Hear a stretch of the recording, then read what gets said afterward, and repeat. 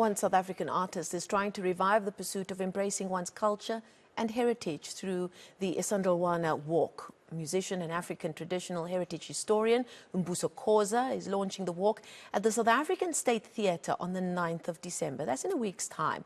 It will be a night of Amahubo, where Khoza and Ijadu, Afrika, will demonstrate the Battle of Isandlwana. The 100-kilometer-long walk will then take place in and around Soweto, but not 100 kilometers per se. It represents it on the 20th of January. Let's find out more now from the man himself, who we are very lucky has decided to join us in the studio. I hope you didn't walk here because you need to conserve your energy for your big walk. Mbuso, thank you so much for coming in. Such important work that you have been doing, because I remember there was a spotlight on these lectures, these musical lectures about the Battle of Isandlwana, and you've been doing that over some time now already. Tell us firstly about the success behind that and what in that led you to believe that it was time to actually go out there and walk the walk that so many of your forefathers took in that very, very important period of our history. This is a very important walk for me because, firstly, it's going to realign ourselves. Who are we, what those who came before us did, so that we gain wisdom from them. And then we turn our heritage and culture into a subject of a daily consumption, not only in September, not only in May. So we started this in 2018 with Joburg Theatre. We presented this lecture. On the first day, it was sold out. We had to add a second one. Within an hour, it was sold out. We added a third one, sold out. So we realized that there is a hunger for a cultural engagement where we speak about what we've lost. The Battle of Isandlwana took place in 1879 under the leadership of King Ijadu and who is the father to Prince Mangosuthu Buthelezi. Wow. And the general commander was Mbuso Khoza, whom I am a direct descendant of. A real show of unity in that time, wasn't it? It was a unity of purpose. People were fighting for their heritage. They were fighting for their language. They were fighting for their land at that time. And they were not promised tenders. They went there to fight for their, So now, if we're talking about this walk that will be taking place in Soweto. And that's a walk that they took in leading up to that battle, right? Yes, they walked from Ulundi Palace to the mountain Isandlwana, barefooted, singing. But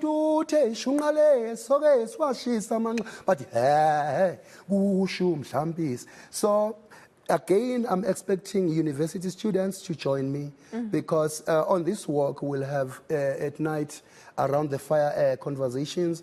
What is Ilobolo that we lost because of Theophilus Shepstone in 1911? What is Umemulo? What is Ubungo? Because you see quite a huge number of Izangoma today that are helping no one. So we really need to navigate carefully on who we are using such intangible heritages, such as Isandlwana Walk. On the 9th of this month, at State Theatre, we will be launching this. Prince Mangosuthu will give us an address. We're also invited former President Thabo Mbeki. We're still waiting for the response. It's going to be a beautiful evening because this position of a culture being used for certain people, resembling certain people, when it is a doing of a community.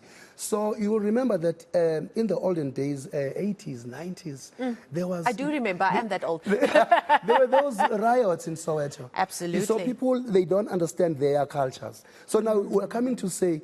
Because so many were ripped from the land that was theirs. Yes. So that was lost in that generational trauma that we always speak of. Exactly. But we can't just talk about that generational trauma. We need to do something to heal that and fill it with information and with education, don't you believe? And storytelling. Yes, if history is a record of events, definitely it gives birth to culture. Culture gives birth to heritage, traditions. So that's what we need to focus on. Who are we? Culturally, if culture is our constitution, where we say we respect a woman, we respect our kids. Today, we're no longer doing that. Are we cultural enough? So the Battle of Isandlwana, again, was about the protection of our kids, of our women, because they would walk barefooted, holding meetings to Olundi, coming back home. And defeated an opposition that was far more resourced and far more equipped. Yes. And yet what they had was rudimentary, but they had so much heart and belief in what they were standing for and what they were doing. This is why this battle is so important, that how can people carrying cowhide shields and sticks and conquer a nation or a country that was technologically advanced? I mean, they used the Martini hand gun. That gun was taken to Frederick von Martini in Switzerland. He worked on a spring so that it can kill like more than one people. And then it was later taken to Martini, of Scotland. They call him Frederick von Martini. So it's Martini of Scotland and Frederick von Martini of Switzerland. They worked together on this gun. 1871, this gun was already manufactured, tested. 1876, they had it. And then what happened? They met at the mountain Isandlwana. What happened there? They just sang for more than 30 minutes. It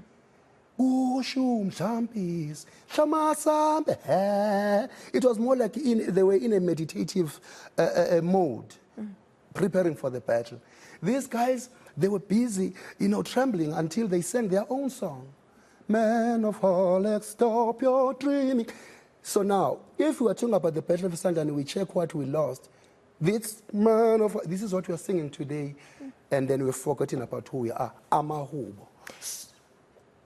You've now turned the focus to this walk, this 100-kilometer walk, yes. that physically it is quite a distance, yes. but mentally it's quite a distance as well. Why have you thought it was important for a grounding of sorts to take place? Because when you take a walk like that, you're really grounding yourself. Yes. You're walking in those actual physical footsteps that your forefathers have walked in. Why do you believe it's important for that kind of grounding to take place? The history and the storytelling is part of it, but that actual physical walk, why do you believe it's important right now? They say, intellectuals in the world around 4000 BC, they say, after a lot of research, they say, stay black. When you imagine God, imagine black. It means you must have a base. You mustn't be blank, you must be black. Have a base. So this walk will give them a base. When we explain that, the general commander was between the ages of 74 and 75, commanding 20,000 regiments, left, right, the left wing must do this, and then the middle must wait, singing and also interceding. Master strategists. Calling upon the kings. And Shepstein read Nicolia Machiavelli, who said, behave like everyone else and think like yourself. Meaning people like Danforth, people like John Donne, they came and practiced our cultures. They thought they practiced things like us, but they thought like themselves. Later, during the Battle of 1879, they were fighting directly with us, irregardless that we were friends with them. We'll remember in the history of the Zulu nation, in 1856, there was a battle between King Ijadu, way before the Isandlwana. That battle was between his brother, Mbuyazwe, and him as a prince then, King Ijadu. English wanted to help Prince Mbuyazi, but because it was heavily raining on the river Tugela, and then they called it Indonda Kusuka, meaning they were reluctant to start because it was raining. So I'm trying to say, the Battle of Isandlwana, it can take a lot, the whole year talking about it. But all I'm trying to say here, it's time we reimagine who we are. It's time we look at the pattern of behaviors. We look at in nature. Our forefathers relied on nature to live. Today, we think we can subject in nature to our will. We can't. We are not here to dominate anything. Let us study our history so that we can move forward. 9th of this month, December, 8 p.m., gates are opening at 7:30 at State Theatre. The walls are going to fall. And if people want to find out more about it, to buy tickets, or just to read up on it, where should they go? They can go straight to State Theatre page, website, or Mbuso Khoza on Facebook or Instagram. Yes. I will reply. Because you have got the Mbuso Khoza Institute for Culture and Heritage. As well. So this is now this event. Can you just give us a quick idea of what you're planning going forward? Through the help of the Zululand municipality and the Mayor Chulasizo Telezi, when we started in January, he said, just call poets, musicians, put them together so that we sit with other professors and other knowers to start talking about the things that we lost during the Battle of Isandlwana. So this is what we'll be talking about. We won't be talking about who stepped who, but we will be saying, yes, we have fought these battles.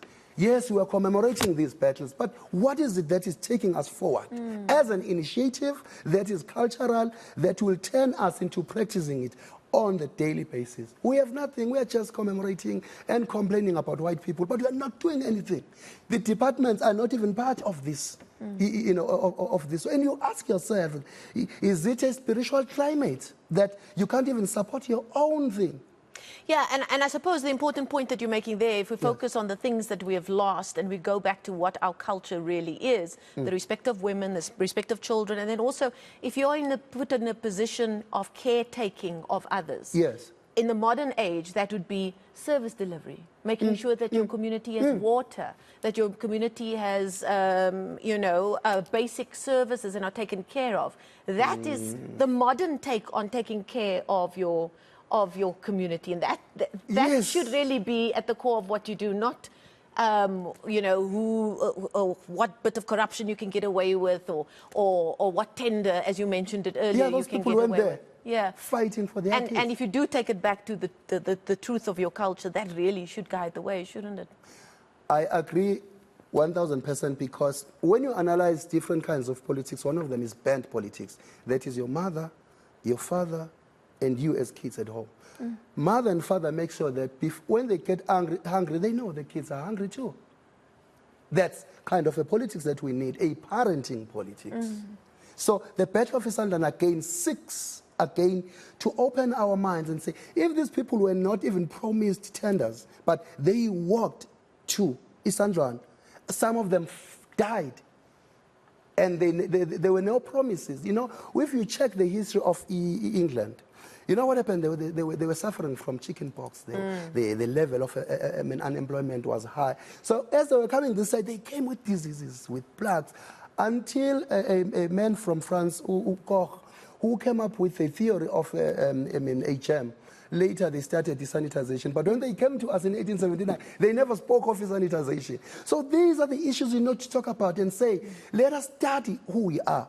And be frank and say, us Africans, show me one maybe building or a freeway that was architectured by us maybe 30,000 years ago. That's the thing. We need to stop seeing our kids dancing naked on social media. We need to hear, oh, a child in Kwamashu has designed an aeroplane. This is what we need to hear.